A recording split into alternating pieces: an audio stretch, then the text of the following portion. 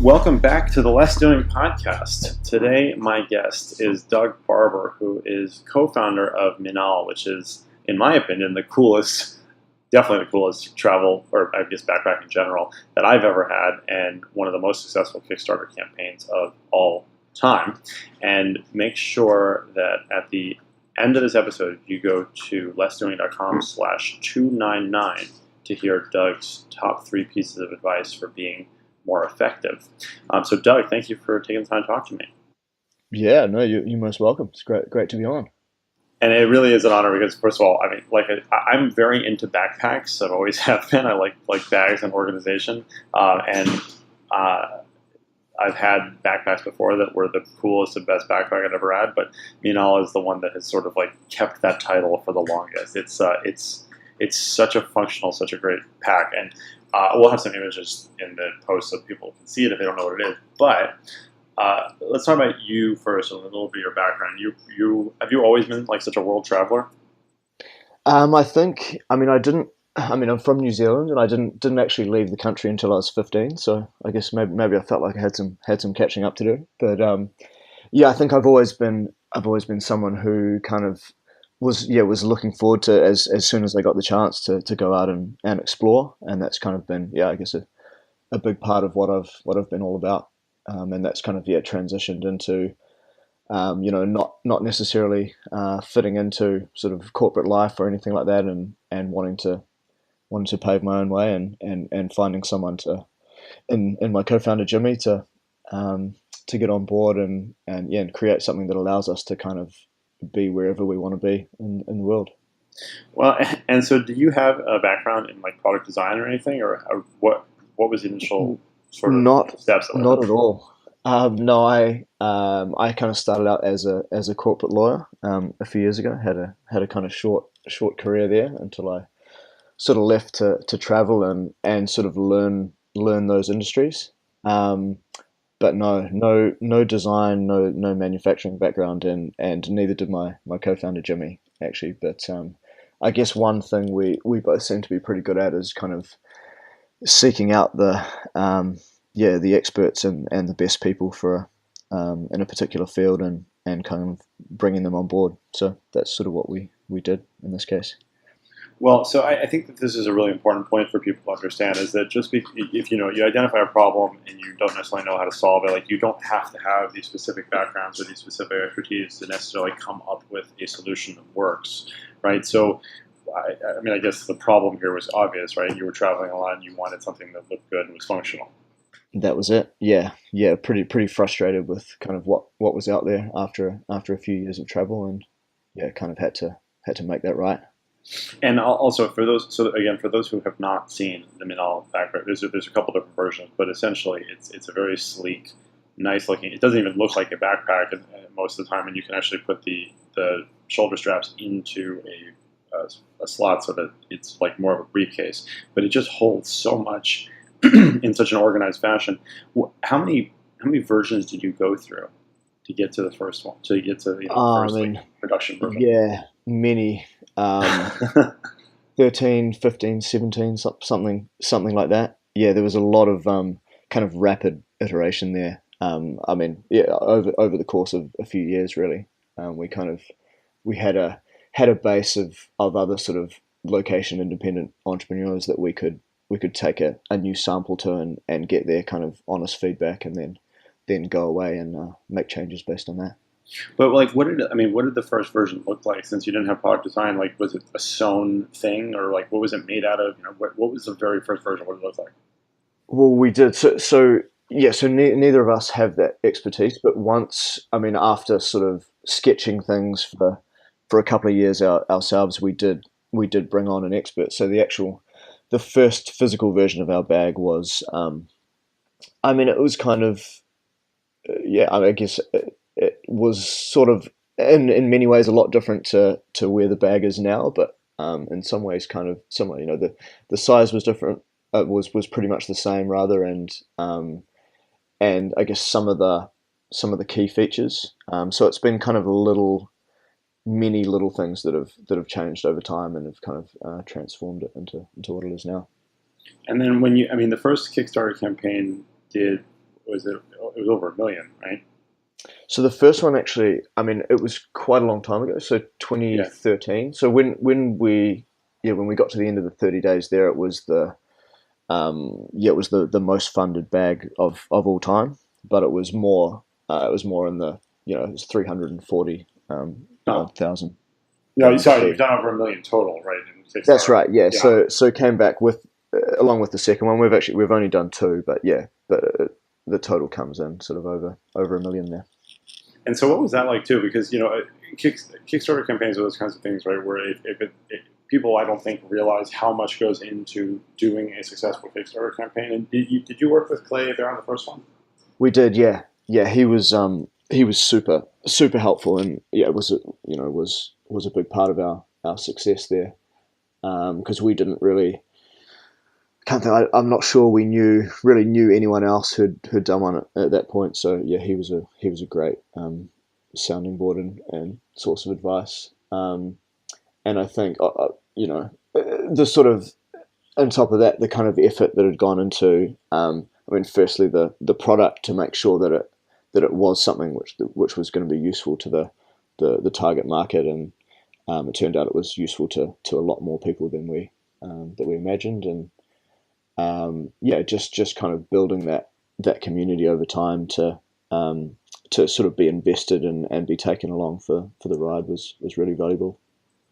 Yeah, and that's awesome. And also for those interested, Clay is a friend of mine, also who is the founder of Crowdfunding Hacks, and he was on episode 146 of the Western podcast. If you want to go check that out. So, what is your sort of focus for now? Really, just improving the product and coming up with sort of accessories and stuff, or do you have another line or something in mind?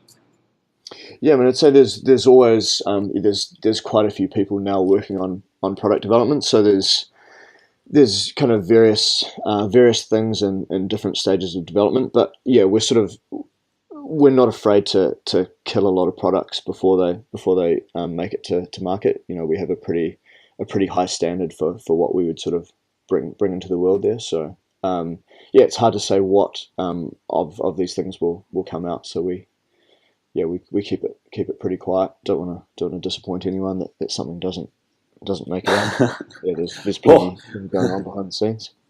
Could you tell me is there a feature or two that you had considered in putting in the bags that you decided not to? Well, I think. Well, yeah, like a built-in charger, for example. Yeah, so that's one that there are a few things that people sort of do request, and then we kind of explain why we've decided not to bring something in, and the charges is that we're making something that we expect to last kind of 20 plus years. So there are a lot of things that we don't do because of that, and one of those is sort of adding any electronics into it. So we instead provide lots of ways for those things to be incorporated. Plenty of pockets and kind of openings between. For example, you can still lock. There's kind of locking zips on there, and so you can still lock these zips together while having a cord come out if you've got something in there. So we've kind of, as part of the testing and development, we use a lot of these various devices and test how they work with it. So kind of allow people to bring their own and can kind of update those over the decades that they own the bag. But were there any other kind of features though that kind of didn't make the cut? Well, occasionally we still hear from people wanting to add wheels to the bottom, but that one has that doesn't kind of fit fit really the use case of the bag. We're very very obsessive about weight. So I think there's some photos at some point of us. I remember attacking one of the sample bags with a knife and separating each tiny individual piece of fabric and every component and basically weighing each bit to see where savings could come. So that's a big thing for us, and wheels kind of, I think, wouldn't wouldn't help the comfort or the weight really. Yeah, no, I fully agree with that. And then, so just sort of backing up a little bit, like a high level, if somebody has an idea for a product like this, I mean, Mm. and you don't have to get too detailed necessarily, but do you think in general it's a good idea to like start with a prototype of some sort and then get feedback on it and then sort of try to bring it to market somehow? Or Yeah, I think so. It's. I mean, you can do a lot with sketches and things, but in terms of getting feedback from users, you really need to give them something to kind of touch and work with. If it is to be a physical product, I think there's no real way of getting around that. So yeah, as quickly as you can get to that point as possible to have something for people to play with, I think is good. and then, but again, now if you have no skills in terms of actually creating a prototype, I mean, what do you suggest people do then? Well, I think if it's yeah, if it is something that you're kind of serious about, it's not. I mean, I think yeah, you kind of need to find a way to get to that point, whether it's maybe talking to people at your local makerspace or yeah, just finding out maybe people in your area who do have enough of the skills to just put together something initial for you to work with. Yeah, just so people can sort of touch it. Yeah, And then as far as like your team now, like, and so you're fully remote, obviously, right? yeah, Where that's right. where is the manufacturing done? So we're in Vietnam for that. We've been with the same factory right from the beginning. They've been really good. And how did you choose that? Because obviously there's different manufacturing. There's manufacturing centers for the same kind of thing all over the place. So how did you end up deciding on a solid factory? Yeah, so it was a very long search for us. So kind of as part of us kind of learning the manufacturing and textile industries in general, we were at the same time traveling all over the world. So we spent time in the US, China, Philippines, Vietnam, um, and yeah, we had a lot of boxes that we needed to tick in terms of kind of you know ethics, environmental concerns, and quality. And so that yeah, it took us a really long time to find a place that kind of ticked all those boxes and eventually got there and yeah, have a really good relationship with the factory we work with now. And then what are some of the things that are like for your travel that are essentials for you? That three things that like you couldn't travel without. Um, well, obviously my Minaal bag would have to be one. Well, then what's in Um, the bag? Stuff in the bag. One, I'll try and pick maybe try and pick some random stuff that a lot of people don't use. The I use a thing called the Steripod, which is just a little. It's kind of a little sterilization capsule that kind of clips around the end of or the messy end of your toothbrush.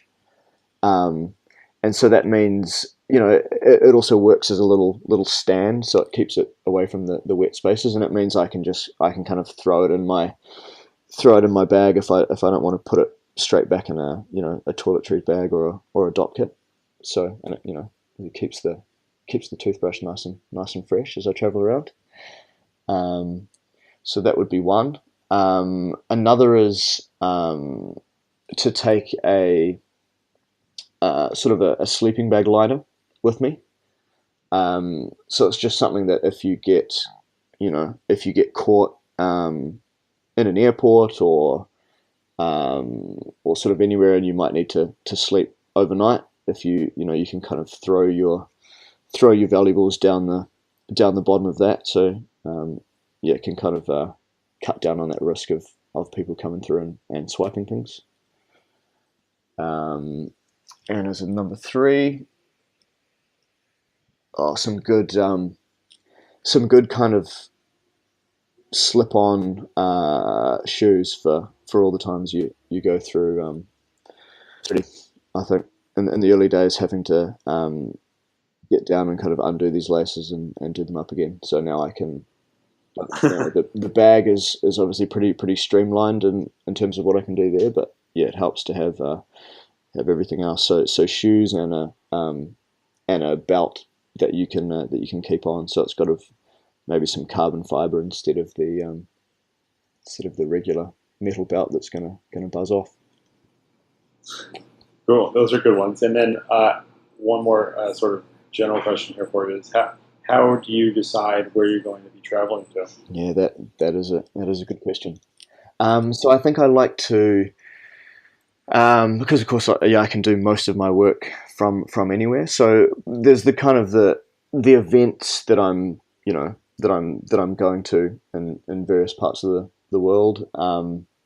I kind of look between those two places and see, well, what would be is there anywhere kind of in the middle that I would want to hang out or visit? Are there any sort of interesting ways that I can travel between them? So an example recently might be I was flying from Europe to a conference in Bangkok, and um, I haven't really seen a lot of Central Asia. I didn't have a lot of time to work with, but I decided to check. So I had a look at the direct flight first, and that all seemed very direct and boring. So I had a look at some other options, and I ended up flying into Bishkek in Kyrgyzstan and out of Almaty, Kazakhstan, sort of less than 24 hours later. So yeah, I'd created kind of a challenge for myself to get between those places overland and through the border without much rushing. Um, so yeah, put a bit of pressure on myself because there was a flight at the other end and part of a conference that I would have missed. So yeah, I kind of enjoy setting myself those challenges. That's really cool. And I mean, do you ever feel like that? That this is sort of like not like a loaded question, but do you ever feel like that sort of like lacks stability for you? Do you ever miss like having some sort of like roots down? Um, not so much. I think part of it for me is that most of this travel isn't being dictated by someone else. Right. It's mostly off my own bat. And if it ever got too much, I could just stay in one place and everything would still happen as normal. So I think that kind of taking the pressure off there sort of removes any pain there for me. And it's after all these years of traveling. Maybe I would have thought a few years ago that I'd be sick of it by now, but yeah, that hasn't happened yet. So yeah, still very much enjoy the kind of the inspiration and the energy that travel gives me. So yeah, still loving it. Um, and we'll have one more question that's maybe think of too is what's your favorite airline and why? Ooh, yeah, I don't show a lot of loyalty to airlines usually, but I think this may sound like quite a patriotic answer, but actually I think Air New Zealand is my favorite airline. I Okay. enjoy the marketing, and I think there's a lot of attention to detail and the things they do, and I kind of appreciate that, as well as the sort of everyone seems to be pretty friendly, and I guess I get that little pang of home as well. I'm sure helps. All right. Well, so thanks again. I mean, where can people go to find out more about you, about the bag, and everything? Yeah, so I guess it's all to be found at Minaal.com. So Minaal. That's yeah. I guess I forgot to ask what does Minal mean? So Minaal was kind of was to be a made up word, kind of that evoked minimalism, because that was to be the ethos of the brand. So all those years ago when we first came up with the concept, and so it was actually something where I woke up at about 4 in the morning after kind of a few weeks of mulling that over and not really coming up with anything good, and sort of Manal sort of popped into my head. I registered the .com and sort of went back to sleep after that, and we researched it a few days later and discovered that actually it is a word already, in Arabic, it's a name meaning to reach your destination. So yeah, for our travel Oh. brand, that was kind of the end of the search there. So yeah, it was the made up word that wasn't basically. Well, wonderful. Doug, thank you again for your time. That was great. Yeah, no, absolute pleasure. Thank you. Tonight, want to make outsource.